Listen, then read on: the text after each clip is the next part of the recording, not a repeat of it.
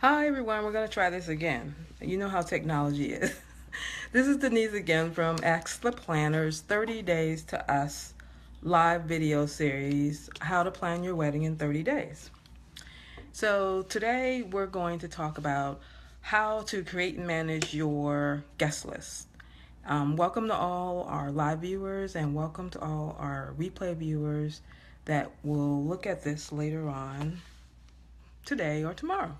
Okay, so if you've been following along, the last thing we talked about was the selection of online invitations. We are centering this around a fictitious bride and groom named Aaliyah and Michael. Okay, Aaliyah and Michael have decided to get married, and they're getting married 30 days from September 5th, is when we started this series, and their wedding date is on October the 5th. So, what we are doing is we are showing you how they can easily and seamlessly, with just a little stress. I don't think anyone can get through something as momentous as a wedding if they can get through it without just a little stress. But we're going to show you how you can seamlessly, hi Jazz, how are you? Get through that process and plan your wedding in 30 days. Um, So we started out with three different things that need to be done, which was their budget. First things first, you got to figure out how much money you have to spend.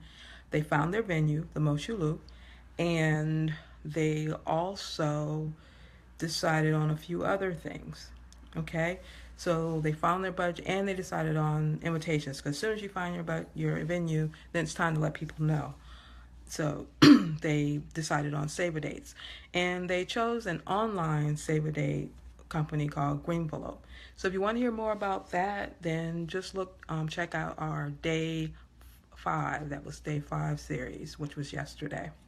So here on day 6, we're going to talk through a little bit about how to manage that guest list. So to get them to the point of deciding on Greenvelope and actually ordering their online invitations, they had to have an idea of how many people they were going to invite to their wedding and who those people are. So the number they decided in the beginning is 150 guests, okay? And on the Moshulu, which is a ship out in the Philly Harbor, on the Philly Harbor, they have several packages, and the package they decided on was 135 per guest, or it's a plated dish, okay? 135 per guest. So the range for the package started from $85, and 135 was pretty much the starting point for weddings that are occurring any time of the day. You know, they can occur night or day or any day of the week. The other packages were packages that gave you a little bit of a discount if you were having your wedding on a Friday, which brings your costs down a little bit. That would be like 115. Or if you're having your wedding Saturday during the day or on a Sunday. And their lowest package was $85. So those are some of the things they were considering when they were coming up with the guest list. One thing you need to know, that guest list is money. It's going to cost you a lot of money, and it's going to be one of the biggest portions of your budget, along with the venue and your dress and some other things. Feeding those folks that come to your wedding is going to cost you. Okay? So, some things to consider before you decide on what that magical number is, because you come up with a number and it may go up or down depending on the final number you come up with as far as how much you're willing to spend for the catering. Okay, so some things to consider are, okay, we said that the guest count is 150. Okay, so we're going to split that between the two of them. So what is that, like 75 per person? So that means Aaliyah gets 75 folks that she can invite, and Michael gets 75 folks. Okay, and that just makes it fair. Sometimes what happens in traditional weddings, the mother and father have a lot to say about who actually attends, as well as the bride and groom, because they're paying for it. But Aaliyah and Mike are paying for their own wedding. Okay, so they pretty much have full control of that guest list, and they'll include they'll also include certain, uh, opinions of the parents on both sides, but they do have the deciding decision since they're paying for everything. So, and thinking about how to come up with that list of people, they have to consider, okay, my mother and father, do they, my mother and father has close friends that they want to attend on both sides, so that's going to bring that number up. Then you also have grandparents. You have immediate family, of course, that you want to attend, like sisters and brothers. But some questions that come up that cause a lot of conversation and can create some conversation is, okay, if we're going to have singles, can the singles bring a guest? Is it a plus one? Or are we only allowing singles only? If we give you an invite, that means, you come alone, no guest. Other things to consider are, and it's a big one, do we allow kids or not? Because that really increases that number a lot. Okay?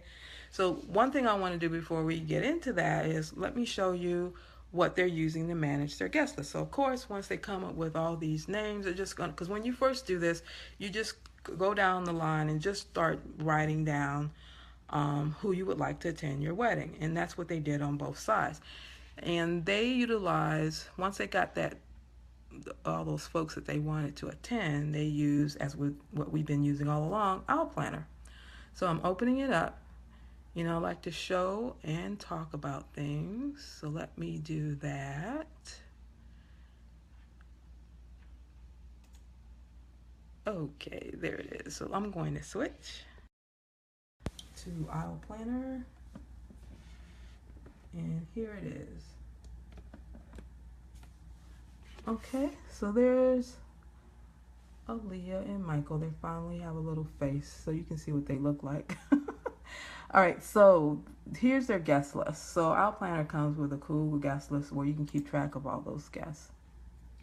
And they've already started actually adding folks to the guest list by last name, first name. And here in this column it says list. Now when you're coming up with that long list of folks that you would like to attend your wedding, what you're going to do is you're going to group them into a couple of groups. You have your must-haves, or your A-list is what some folks call them. These are the people that no matter what, you want them to attend your wedding. Okay, so you put their names down first. So that's your immediate family, parents, grandparents, best friend, maid of honor. You have to count the wedding party as well. They have to eat too. So those are the first groups of folks that'll go on that list. And then you have the B list. Okay, when I click on this drop down, here's the choice. You have your A list, and then you have a couple of wait lists, or people that you're really good friends with that you want to come to your wedding. So you're not sure if you'll have the budget to include everyone. So these folks are on your wait list, on the B list. And then they also have a C list as well, okay? C list is probably like coworkers, people that you don't really talk to, you haven't talked to in years, but it used to be a very close friend. But these are mostly coworkers, people you don't really talk to day to day. B lists are like all of those folks that are like your first and second cousins, okay? Because you can't, if you have a really huge family, like some of us do, you can't invite everybody. So that's when coming up with this list gets really emotional. It can be a little hard to make that determination of who goes on the list. Okay, so if you have a big family, you have those first and second cousins, and maybe the first cousins are on the A list. Those are the people that you really want to attend, but then you have second and third cousins. You have the children of those cousins that you have to contend with. That's when your guest list gets really huge, when you have to consider the children that are being invited to the event. Okay, so that's how you're going to group all of those folks. Once you come up with the list, you'll have your A list, and then you'll have your B list. We won't go to a C list, okay?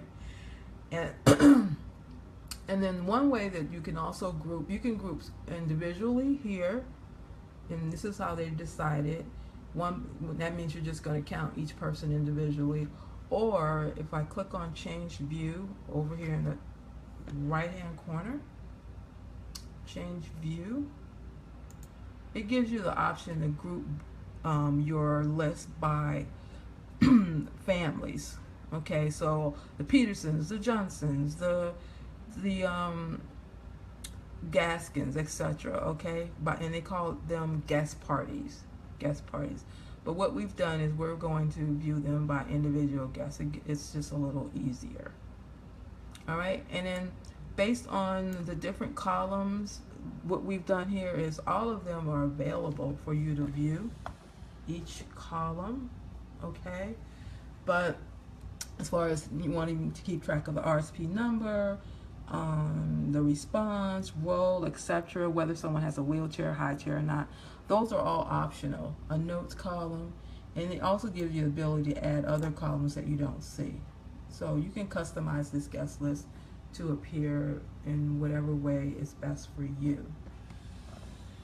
All right, so that's the guest list that they're actually using on Aisle Planner. Now, when we come up with the numbers, they came up with a good number of folks on their guest list, and when they came up with the list that they put on a little notepad, they haven't entered everyone here yet. That list began to easily get over 150, which is the number they're working with.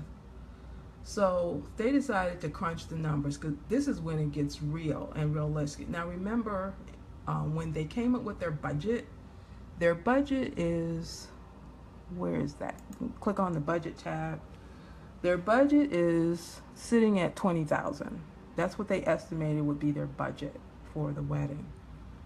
Now when they actually started creating their guest list and looking at how much, because it's not a buffet, it's per guest, it's a plated meal. So they looked at their guest list and how much each meal would cost per person, and those numbers started getting really real. And let me show you what they came up with. And what I can do is go back to Musholu. Remember Musholu, we looked at their wedding package, and this is a typical package that you'll come across when you're going to visit the different venues, and they show you what is available and what their rates are. They decided initially on this $135 per person plate, okay, which gave them, it was 4 hours. All of these are 4 hours except the first one, which is 3 hours for $85. Remember, I said that's the lowest, but it's $135. So this is like their mid-range, right? And it's a 4-hour premium on the premium alcohol, so that they include the bar, hors d'oeuvres. It's a 3-course meal, so pretty standard, right? Champagne, it even includes a cake. All right. So the for that $135, let's see what happens here. So for $135, if you take your calculator and you times that, multiply that by 150 people, you're paying $20,000 just on your food, and their budget is $20,000. Okay, so you see how real the numbers get. You know, we come up with a lot of what we would like to have and what we think would be great for our wedding based on this vision that we have. But when you start looking at the real numbers, then it begins to get real. Okay, so can they really afford that if they said that their budget is 20, but now if they choose that $135 per person, they're going to pay $20,000 in just food. Now if they decide on something a little lower, say, okay, the 115, let's see, the 115 is still 4-hour premium on the bar. The only difference between the 115 and the 135 is that it's the 2-course seated meal instead of the 3-course, and you would have to have your wedding on a Friday evening, Saturday during the day, or Sunday. Okay, you always get a discounted rate when you choose any of those days, or even in the middle of the week is even lower, like if you say you want to have it, you know, Monday through Thursday. So at 115, if we look at the numbers, So for 115 for the same 150 people, it goes down quite a bit, but still a big chunk of what you stated, what they originally stated their budget is. It's $17,000. Okay, so looking at that, Aaliyah and Michael were like, okay, I think we need to reconsider some of the folks that are on the list. Okay, now maybe we need to decrease our number to like 100 instead of 150. We need to really look at this guest list because this is taking a big chunk out of our budget. Now, one thing to consider is to there's certain things you can think about to reduce that number. Of course, you can just say, okay, I'm just simply going from 150 to 100. Okay, that's cool. That's one thing to consider. You can also decide no children. Now, if your family is heavy on kids, and you think that would be a strain or inconvenient for the folks that are really close to you, then it's something that you might have to talk about. But a lot of people are having weddings where kids are not invited. Okay, and if they do invite kids, then there are ways that you can include them and they not be part of the main event. But that can be a little questionable. So you have to make a decision. It's either kids or no kids. And if your budget is tight, no kids is the way to go. Okay. The other consideration is once you send those invitations out, not everyone will be able to attend. Okay, that's why you have two lists. So because as soon as you send them out, now Aaliyah and Michael are sending them, they're emailing their invitations, and only a small number are going out to folks who are not tech savvy or don't have email accounts. So they're going to get their responses pretty quickly because they're emailing them.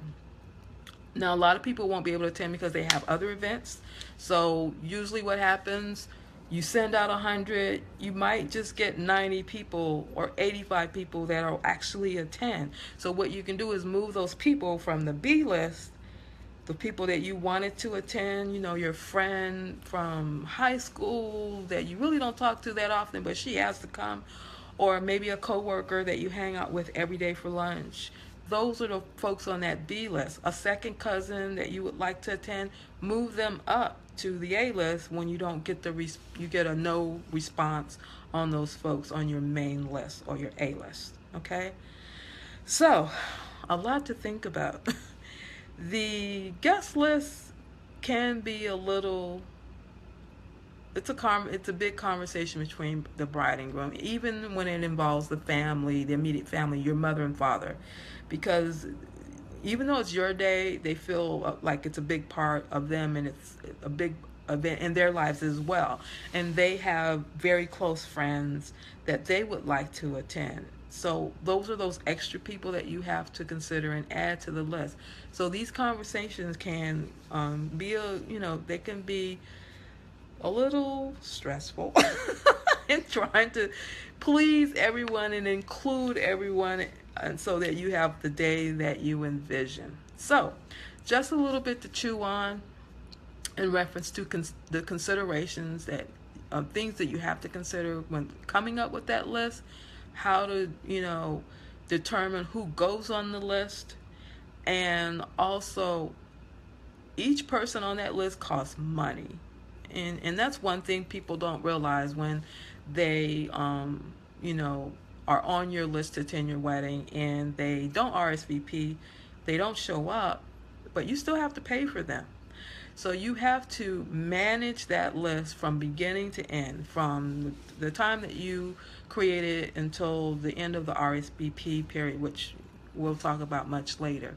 But the guest list is gold, and it's going to cost you one of the biggest, it's going to be the biggest part of your budget, as you can see. So something to chew on, something to consider when you're at the point where you're having to decide who to invite to your wedding and how to manage that list, how to manage the people that you care about as far as their input as to who should go on the list or not. Okay? So just wanted to bring some reality to that so you can see the real cost of those numbers when you come up with your wedding list. That's all we have for today. Tomorrow we'll come up with another topic. What we'll be talking about tomorrow